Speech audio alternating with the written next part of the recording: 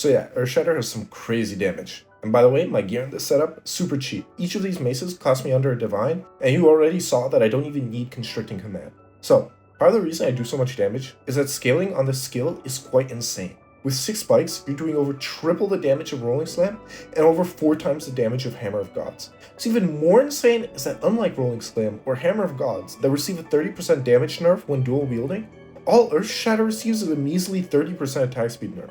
Which honestly doesn't matter, because oftentimes, one slam is good enough. But let me tell you a little secret, you're actually getting way more than 6 spikes. When you use Upheaval, Kaom's Madness, or Branching Fissures, we're able to exceed the 6 spike limit. Now, for some Earthshatter diehards, they might point towards the fact that this bug has existed in the game since 0.1, so it's probably intentional.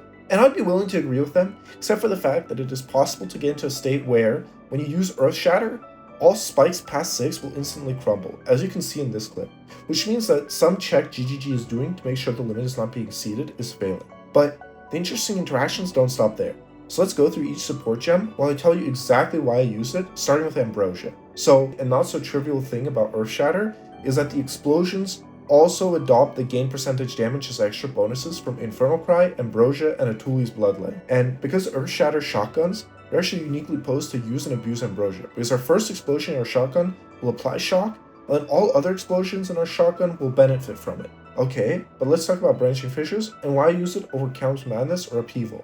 Well, it's because of this one little and cool desecrated mod that exists on maces, chance to create additional fissures. While on its own this is very boring, and not even 100% damage increase, when we use it with Upheaval support gem, this additional fissure creates 2 more fissures, meaning that we have a 60% chance to create 6 spikes. And also, Branching Fissures is just way better for damage, because instead of nerfing all of our damage, it's only nerfing the extra spikes. So the next 2 are Fist of War and Atalui's Bloodletting, and these go kinda hand in hand. Atalui's Bloodletting is just insane damage increase, giving us up to 144% of our damage as extra physical damage. And Fist of War 3 is used for 2 reasons. Reason 1, it just has a 200% cost multiplier, which feeds directly into Atalui's Bloodletting.